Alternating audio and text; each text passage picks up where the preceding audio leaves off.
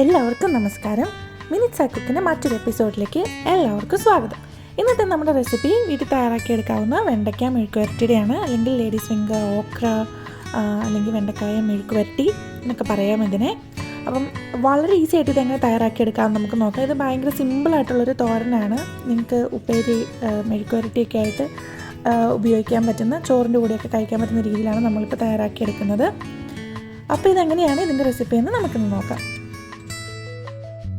ഒരു 5-6 minutes cooking time ആട്ടോ ഈ വെണ്ടക്കായ മെഴുക്ക് വരട്ടിക്ക് തന്നെയുള്ളൂ. അപ്പം അതിന് എല്ലാ സാധനങ്ങളും നമ്മൾ അറേഞ്ച് ചെയ്ത് വെച്ചതിന് ശേഷം പെട്ടെന്ന് കുക്ക് ചെയ്തെടുക്കാവുന്നതേ ഉള്ളൂ.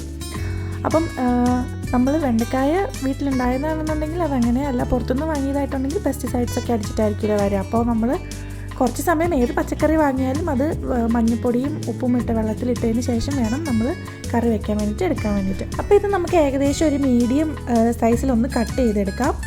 ഞാനിപ്പോൾ ഈ എല്ലാ വെണ്ടക്കായും ഇതുപോലെ ഇങ്ങനെ കട്ട് ചെയ്തെടുക്കുകയാണ്. അതിൻ്റെ തലഭാഗം കളഞ്ഞതിന് ശേഷം വേണം കേട്ടോ നമ്മൾ കട്ട് ചെയ്തെടുക്കാൻ വേണ്ടിയിട്ട്.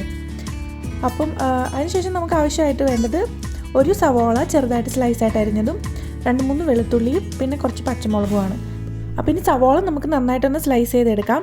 സ്ലൈസ് എടുക്കുമ്പോൾ ക്യൂബ് സൈസായിട്ട് അരിയുന്നതിനെ കഴിഞ്ഞ് നല്ലത് നീളത്തിൽ ചോപ്പ് ചെയ്തെടുക്കുന്നതായിരിക്കും കേട്ടോ. അപ്പം നമുക്ക് ഈ സവോള ഒന്ന് റെഡിയാക്കിയതിന് ശേഷം, ശരിക്കും സവോള ഒരു കാരമലൈസ്ഡ് ടേസ്റ്റിലേക്ക്, കാരമലൈസ്ഡ് ആവണ്ട, ഒരു ട്രാൻസ്പെറൻറ്റ് കാരമലൈസ് ആവണതിൻ്റെ ഇടയ്ക്ക് വരുമ്പോഴാണ് ഈ മെഴുക്ക് വരട്ടിക്കൊക്കെ നല്ലൊരു ടേസ്റ്റ് വരുന്നത്. അപ്പോൾ നമുക്ക് സവോള ഒന്ന് ചെറുതായിട്ട് കട്ട് ചെയ്തെടുക്കാം. ഫുൾ ക്യൂബ് സൈസ് ആക്കാണ്ട് മുഴുവൻ നീളത്തിലും ആക്കാണ്ട് അതിൻ്റെ പകുതിക്ക് വെച്ചിട്ട് കട്ട് ചെയ്തിട്ടാട്ടോ ഞാൻ എടുത്തിരിക്കുന്നത്.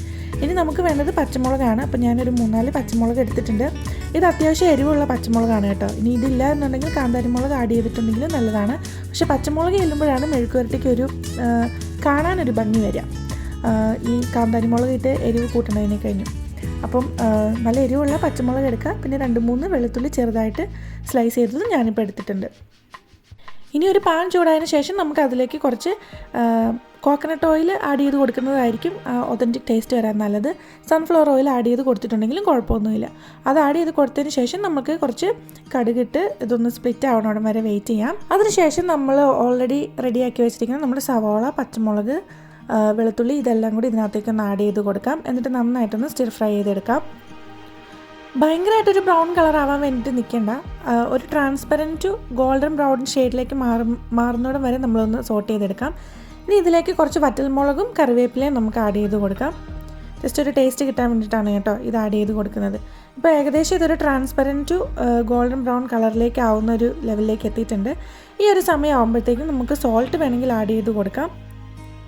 പിന്നെ നമ്മൾക്ക് വേണ്ടത് ഒരു 1/4 ടീസ്പൂൺ മഞ്ഞൾപ്പൊടിയാണ്. അതൊരു കളർ കിട്ടാൻ വേണ്ടിയിട്ടാണ് നമ്മളിപ്പം ആഡ് ചെയ്ത് കൊടുക്കുന്നത്.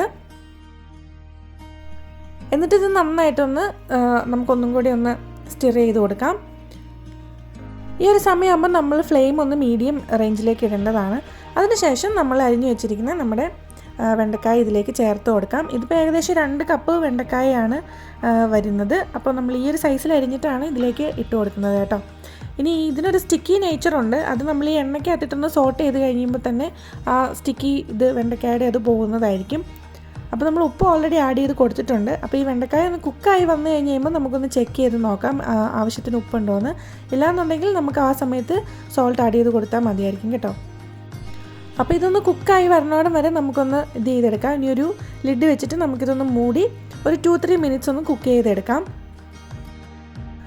അപ്പോൾ നല്ലൊരു ആവി വന്നു കഴിഞ്ഞ് കഴിയുമ്പോൾ ഒന്നും കൂടെ നമുക്കൊന്ന് മിക്സ് ചെയ്തെടുത്തതിന് ശേഷം ഒന്നും കൂടെ ഒന്ന് ആവിയിൽ ഒരു 2-3 മിനിറ്റ്സും കൂടെ വെക്കാം. ഭയങ്കര രീതിയിൽ വെണ്ടക്കായ കുക്ക് ആവേണ്ട ആവശ്യമില്ല. ജസ്റ്റ് ഒന്ന് സോട്ടായിട്ട് വന്നിട്ടുണ്ടെങ്കിൽ തന്നെ നല്ല ടേസ്റ്റ് ആയിരിക്കും കേട്ടോ. അപ്പം ഓവർ കുക്ക് ആവാതിരിക്കാൻ വേണ്ടിയിട്ട് പ്രത്യേകം ശ്രദ്ധിക്കണം. അപ്പം ഏകദേശം ഇങ്ങനെയൊന്ന് സോട്ടായ സ്റ്റിക്കി നേച്ചർ അങ്ങ് മാറിക്കഴിഞ്ഞ് കഴിയുമ്പോൾ സവോളയുടെയും വെളുത്തുള്ളിയുടെയും ഒക്കെ ടേസ്റ്റൊക്കെ പിടിച്ചിട്ട് ഒരു ക്രിസ്പി ഒരു രീതിയിൽ തന്നെ ഈ വെണ്ടക്കായ ഇരിക്കുന്നതായിരിക്കും. അപ്പം ഒരുപാട് കുക്ക് ചെയ്തിട്ടുണ്ടെങ്കിൽ അതിൻ്റെ വൈറ്റമിൻസും അതിൻ്റെ ഗുണമൊക്കെ പോകുന്നതിനെ കഴിഞ്ഞും ഇങ്ങനെ ഒരു രീതിയിൽ എടുക്കുന്നതാണ് എനിക്ക് ഇഷ്ടമായിട്ട് തോന്നിയിട്ടുള്ളത് കേട്ടോ. അപ്പോൾ ഇത്രയേ ഉള്ളൂ, വളരെ ഈസി അല്ലേ ഈ മെഴുക്ക് വരട്ടി തയ്യാറാക്കി എടുക്കാൻ വേണ്ടിയിട്ട്. അപ്പോൾ നിങ്ങളെല്ലാവരും ഒന്ന് ട്രൈ ചെയ്ത് നോക്കാം. അപ്പോൾ ഒന്നുമില്ല, വെണ്ടക്കായ ചോപ്പ് ചെയ്തതിന് ശേഷം സവോള അരിയുക, 2-3 പച്ചമുളക് എടുക്കുക, വെളുത്തുള്ളി എടുക്കുക. പിന്നെ പതിവ് പോലെ തന്നെ തേങ്ങ ഉപയോഗിക്കുന്നില്ല, അല്ലാതെ തന്നെ നമ്മൾ എണ്ണയിൽ കടുകിട്ട് പൊട്ടിച്ചതിന് ശേഷം ഇത്രയും സാധനങ്ങളൊക്കെ ഇട്ട് ഒന്ന് ജസ്റ്റ് ഒന്ന് സോട്ട് ചെയ്തെടുക്കുക. ഉപ്പ് ഇട്ട് കൊടുക്കുക, മഞ്ഞൾപ്പൊടി ഇട്ട് കൊടുക്കുക.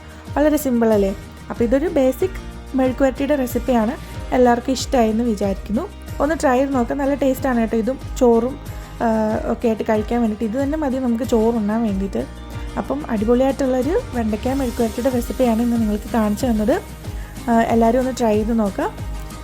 ഇഷ്ടപ്പെടുകയാണെന്നുണ്ടെങ്കിൽ please to like, share and subscribe. അപ്പോൾ അത്രേ ഉള്ളൂ. ഭയങ്കര ഈസി ആൻഡ് സിമ്പിളായിട്ടുള്ളൊരു റെസിപ്പിയാണിത്. പെട്ടെന്നൊക്കെ തയ്യാറാക്കി ഈ ഒട്ടും സമയമില്ലാത്ത സമയത്തൊക്കെ നമുക്ക് ഇതുപോലെ പച്ചക്കറികൾ വെച്ചിട്ട് ചെയ്യാവുന്നതേ ഉള്ളൂ. അപ്പോൾ എല്ലാവരും ട്രൈ ചെയ്ത് നോക്കാം.